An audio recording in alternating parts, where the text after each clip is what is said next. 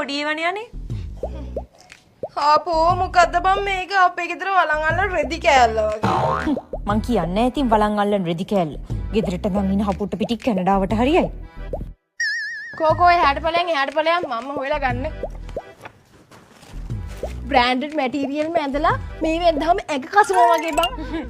පමුණෙන් ගන්න යවෙන්නේ නැති නේද අක්කේ? නෑ අපේ කෙනා රටින් ඉඳන් එවෙනමනේ. ඒක රට ඉන්න පාටක් පේන්නේ.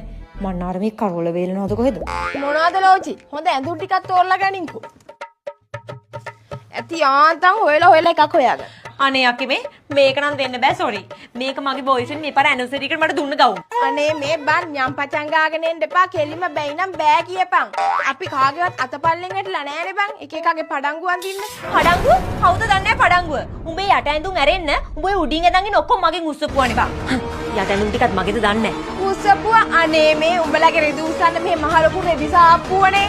උඹට මතක නැද්ද ජූඩි කාලේ උඹ චූදාති මගේ නැස්කින් අපේ ආම උඹට ඇන්දෙව්වේ. මේ උඹේ චූ කතාව හැමදාම කියන්න එපා මට හොඳේ. ගහන ඔළුවෙන් පැණි වැක්කිරෙන්න කේප වැස්. උඹ අක්කට ගහන්න.